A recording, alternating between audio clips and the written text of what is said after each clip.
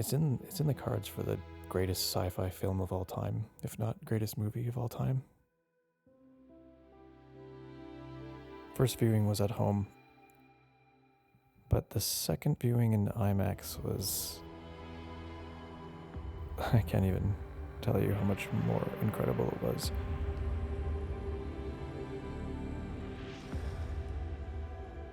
I forgot how loud IMAX goes, and this movie in particular, I've never experienced such a overwhelming soundscape. Crazy audio design. Yeah, honestly, if you were deaf, you would still be able to enjoy that movie. Just the bass and the vibrations, just you'd know that it was just popping off. Probably the most incredible IMAX experience I've had. I haven't read the Dune books or anything and intentionally avoided it because these movies are coming out, so I figured go in fresh, and be surprised, and definitely was. I was not expecting the movie to go places that it did, and it was fun having those plot twists, for me. And this movie's going to be, just this movie, this talk here is going to be filled with spoilers, so if you haven't seen Dune 2, the heat waves that are blurring the image sometimes, I didn't really catch that in my first viewing, but in the IMAX, there's this shot where I believe it is Paul leading an army down like sand dunes in the distance. Like this whole army is like pouring over the sand dunes. It's like a really far away shot, really wide shot, and it's completely blurry, like really, really blurry because they're so far away. There's so much heat distortion in the atmosphere that it's just like this rippled, completely blurry thing, but it looks so real. It's such a great choice. Like I just love the vision for that and allowing it to be a flawed image, which just really sold it so much more. Man, can I just say, the shot when Paul is walking back to the temple place after drinking the worm piss, and the music is just rocking, and he's out of focus coming towards the camera. It's a wide shot. He's still like, 30 yards away from the camera, and his giant grandfather worm is like ripping out of the ground in the background, or about to like mid diving back into the earth. And the music is just shredding. It's like borderline heavy metal vibes. And that is gotta be one of the coolest shots I've ever seen. Just the energy and the tone and the general badassery of it. And Chalamet's character, Paul, they're just finally looking like a badass when he walks through and everyone's like partying for him. And he's like coming there to show that he's a leader. It was just so unbelievably epic. I really wish we had some crazy cool edge like this going on in Star Wars, like I was just like, man, imagine Luke Skywalker's like entrance was something like this after being away for some time. So powerful. Yeah, I feel like there's some stuff in here like I hope someone does with Star Wars one day, just takes it a little bit more seriously. And I don't know, Denis Villeneuve could do Star Wars some favors for sure.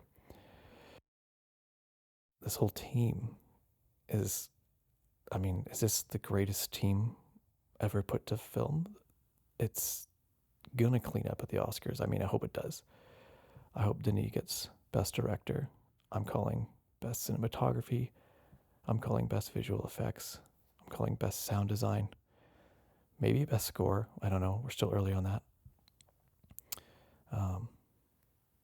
Adapted Screenplay. Yeah, I think so. Javier Bardem, Best Actor, Best Supporting Actor, I'd buy that, absolutely. He was so good. Zendaya, also, Best Supporting Actor.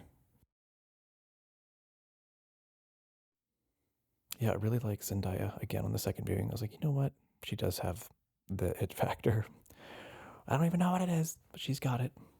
She's always on, like she's present. She's feeling what I think she would be feeling in these moments. Whereas I couldn't quite say the same for Timothée Chalamet on the second viewing here. Again, I was like the first half with Chalamet, I was like, he's holding it down, he's good. But again, seeing that intro scene when Chalamet is escaping with his mother at the very beginning, when those guys are floating down from the ship in the desert, and um, they go floating up the rock side. It's so cool. At first, I was like, "Oh, are we gonna get that like awkward?" They're on ropes, you know. Where's the giveaway that they're swinging from ropes, you know? And I didn't get that. And then they go cut to a wide shot, and they're floating up the rock face, and I'm like, okay, this is actually really, really cool. And he comes wrapping around the top, anti-grav suits or whatever the hell's going on, and he just like, it's like one nice shot. I couldn't tell if it was VFX, both real actors, or if, you know, CGI. I didn't care at that point because it all looks so good, but it's this nice shot where he just comes over the edge and it goes flat, and then he kind of twists and lands on his feet. And it was a really nice, smooth transition from floating to standing. It looked totally believable, and it made me think of Arrival. I was like, oh, Denis, he's got some experience with this anti-grav movements. So it's kind of neat to see that shine through again in another absolute smash hit. Anyway, Timothée Chalamet, when he's hiding around the corners there, escaping with his mom, and it cuts to him a few times, he just, his face wasn't showing to me what I thought his character should show, like fear or you know, adrenaline, excitement. I don't know, pick anyone really. He just kind of looked like he was there looking around like a kid who didn't care. I don't know, maybe I'm reading into that too much, but I was like, for the lead, you know, and I know he's good, I know he's got the goods. I was just kind of like, dude, show me something, you know, give me something here. You're running for your life with your mother, she's pregnant, dude, stop just looking like a like they haven't yelled action yet. Anyway, that's a really nitpicky thing to be, you know, chewing here, but I just know he's really good. So I was kind of disappointed to see that. I was like, is there not a better take we can cut to there? Anyway, it's just fun getting nitpicky because the movie is so perfect. It's like there's so few things that I can really nitpick. Again, I haven't read the books and I don't know the whole universe, so maybe there's some fans that are just like, I wish they did this, or I wish they showed this instead, or whatever. But for me, my experience, not knowing what was going to happen and being surprised by all these plot twists, it was such a joy and a riveting experience. And honestly, I was just on the edge of my seat, and yeah, just wow, man. I remember saying in my first little chat about this movie that I could have gone for a few more like shredding electric guitar things tastefully done. And now hearing it in the theater, I'm like, is that electric guitar? Because man, I don't know what the instruments were. I can't wait to look up some of this stuff for the score design. And Buddy was mentioning some of it, that they use some interesting stuff. But at times there's this grinding tone going on. And it does sound like an electric guitar almost, but like major more distortion going on. Maybe some like, it's like compressed, but it's like stone dragging on concrete, heavy metal vibes. And I take it back. I was like, no, this movie doesn't need any shredding guitar, because it seems to already have it. It felt a lot more heavy metal on this viewing in the IMAX. I was like actually nodding my head a few times, like, oh shit, this is so effing dope. Maybe that was the gummy talking, but I don't care. It still happened. Like the gladiator scene, like anticipating that coming up, I was like, man, this movie just has it all. Like, I can't believe we get this sci-fi alien gladiator scene in space on this sun-bleached planet that just looks so incredible. And watching it again on the second viewing here with the knowing that they used infrared cameras to shoot them on that planet to make their skin this translucent, I was paying attention to that, and man, it actually just seems so obvious now that I know that watching it. I'm like, it's just infrared. They've done some tricks here and there with it, but if you think about what it looks like on an infrared camera, like it actually just looks like that, and I kind of couldn't unsee it, but it still looked so cool and such a great design choice. The fact that they do throw in some color with like the blue on the Bene Gesserit's scope there, the blonde lens that's in the audience watching, kind of helps you know that this isn't just black and white or just infrared, you know. So I thought it was clever that they introduced like one little splash of color like that. What a clever thing they did there. Yeah, again, really enjoyed Butler's performance and all the little things he was doing in the fight scenes, his little smiles and stuff, and when he's fighting the not drugged prisoner there, he when he realizes that he's not drugged and he does this swipe with a blade to his neck that he's just expecting it to slice his head almost off, and the guy steps back and is able to pull his throat far enough away from the blade, and that's when this I always forget this character's name, but the Butler character realizes that he's not drugged, and he just kind of does this look, and he's like, huh, and then he realizes that this is designed or whatever, and plans within plans, as the Bene Gesserit says. Anyway, just so fun watching that again, and good on him. He got pretty jacked for this. I don't know if he was always jacked like this or whatever, but it just nice job. It fits the role. Was able to get in better shape than Buddy Boy there from the Batman, Matt Reeves. Like, come on, dude, get your shit together. You're Batman. You can lift a few more weights than that, my bro. Total side note though, that what is it? Robert Pattinson is Batman and Matt Reeves Batman. He does this shot where he's like pulling his shoulder blades back and like doing like this back flex. It's like cheating because it looks like your back's huge, but he's just pushing his shoulder blades back, and so from the back at anyone would look like they have crazy back muscles, but he doesn't, because there's a scene in the movie later where he just got his shirt off or whatever, and he doesn't look like he's been working out that much. I mean, sure, he's in fine shape, but it's Batman. Like, come on. Looking at you, Christian Bale, like, this is where we are. I don't know. Anyway, just going to be nitpicking everything randomly. That's what I'm going to do. I'm just going to keep chatting, and random ideas are going to pop into my head. I hope you're okay with that. Anyway, what else? What's his name? I almost said John Cena. What's the guy? Dave Bautista. At times, like the yelling, I was almost borderline, like, oh, he's just kind of he's doing that one note kind of thing where he's just yelling all the time. But there's these other moments where it just sells it for me, where I'm like, no, you know what? He's just a psycho, and it works. I mean, he's yelling all the time, but there's a couple of shots there where he's just looking around with his mouth hanging open like a dumb oaf, and it's like saliva's dripping off his lip, and he's sweating, and he looks like he's just really stressed because the pressure that's on him, and he does not do well with it. He doesn't know. He's not that smart. He's just a big doofus who's just,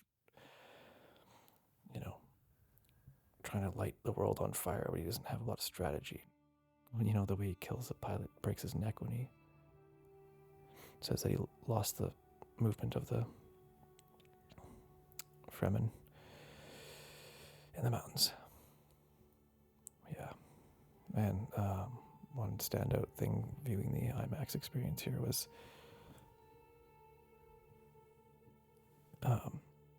all the explosions and sounds were just shaking the seats. Like, it was almost borderline too much. After the whole time I was like, I need a break. I need to step away. My brain is being rattled for over 2.5 hours. But man, I felt like those explosions and those shells as they're like just pummeling the mountainside with that big floating ship, and it just what does the guy say? He's like, genius, we're literally melting rock on top of their heads. I thought that line was a little cheesy, but whatever. That's fine. What else? Oh yeah, okay, the whole sequence when they first attacked that big sand spice walker machine with the cool metal legs, and they like pop out from under the sand, and they're like running around in little squads and crawling underneath the big walker thing, and the little teeth like punching into the desert sand. And it was like, oh man, in IMAX I was like, oh, this is just nuts. It just looked like it was actually happening, like a documentary.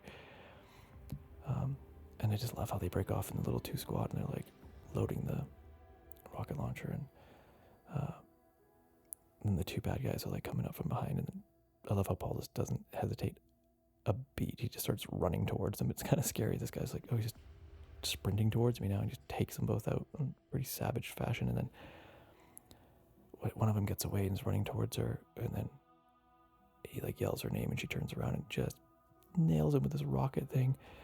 He goes flying away. She's like, reload. And the dynamics of this scene, I like leaned over to my buddy because he'd read the book. I was like, dude, is it like this in the book, or is this like, you know, Hollywoodized moment we need more action here kind of thing? And he's like, yeah. And I was like, exactly like this? He's like, yeah, it gets into way more detail. I was like, oh my gosh, I really want to read the book, but I gotta wait. Because like, that's just so cool. It feels so fresh, but yet it was written so long ago, and I'm like, I'm missing out on this amazing writing of this cool dynamic fight. Man, it was just so sweet how she's like, reload, and he like runs over to distract the helicopter pilot gunner, but just as he's running over, the leg moves further away from him, and he's like, ah, crap. And like the way that helicopter gun shoots, the way it's just like, and it's like this spray, just horrifying stuff. It's like a shotgun, Gatling gun. My gosh. And just everything, this whole sequence, I was like, this movie is on fire right now. It was so badass. And by the way, that would be a cool like level to play in like Call of Duty or something, with this big thing that's walking and like could crush you. Anyway. Digress. Yeah, that's like one of my favorite scenes in the movie. I do, you know, the lovey-dovey stuff between them. It's like sometimes it's like you think it's gonna get to that too cheesy moment, but it just doesn't. It always takes a breather and steps away from it right when you think it might be like too much, or it just gets cool again. He doesn't like get too hammy with it. He knows when to cut away. I thought it was really tasteful how when they it shows them that they just had sex, whatever. It just cuts to them post-sex, which I thought was smart. And yes, do it that way. Tastefully done. You know, we don't need to see them doing it, right? So I was like, thank you, good job. You know, he's just making the right choices all the way through, I felt like. And yeah. What else? I was cracking up a little bit more hearing the mother talk with the baby. I kind of didn't notice that she talked to her baby that much in her belly. She's like, quiet. She's like, yeah. Well, what do you think? Well, she's like full on having conversations with her. I didn't quite catch that the first viewing for some reason. I was like, this is so far out. The imagination station here is just, yeah. Very interesting stuff.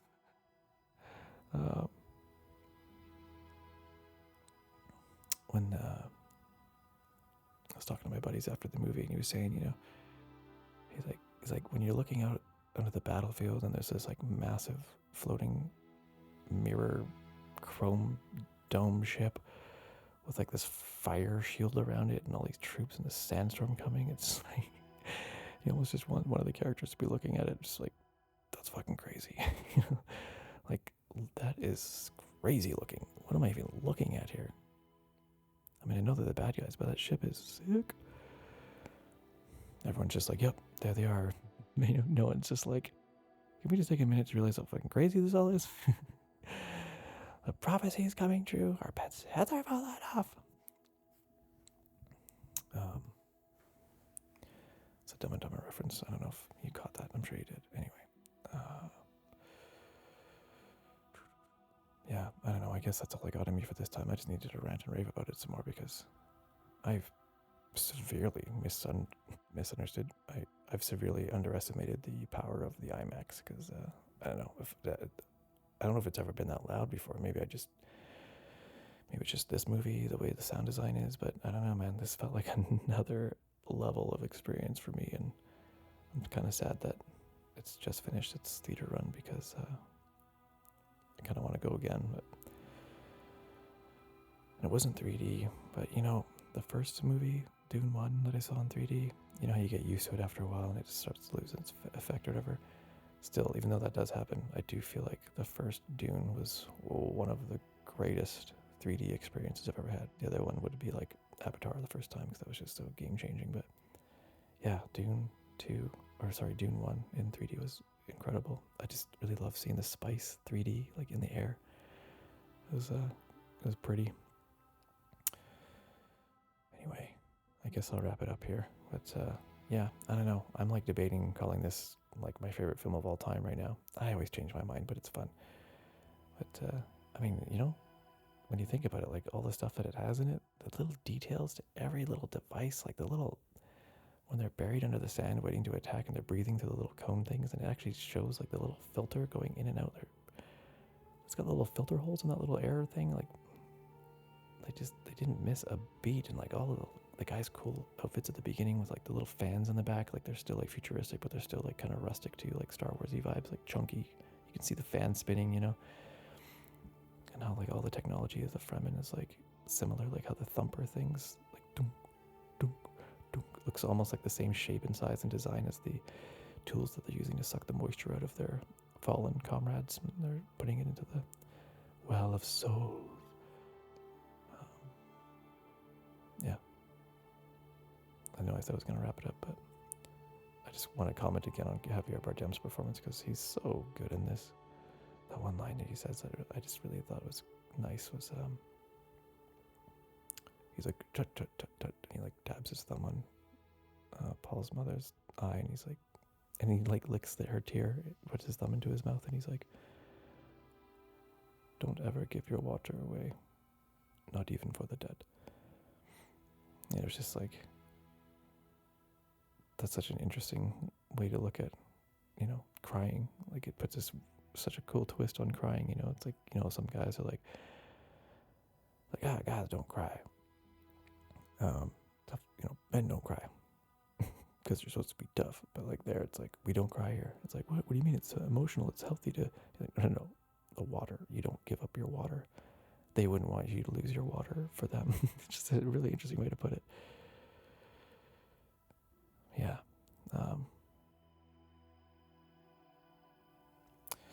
Yeah, I think my favorite shot in the movie is probably the one where Paul's walking towards camera. He's out of focus, and his big, huge grandfather worm there is in the background, like in the distance, just like being a worm badass. Yeah, that shot, absolutely incredible. I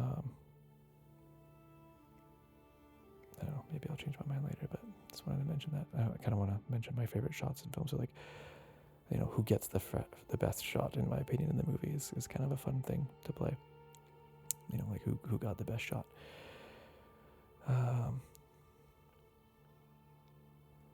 Okay, anything else that I wanted to go over? No, I think that's everything for now. Well, okay, maybe I'll do another one, I don't know, but hopefully you like these. If not, I don't know. I'm just gonna keep doing it because it's fun to talk about movies, and yeah, hope you're doing well, and you'll catch me in the next one.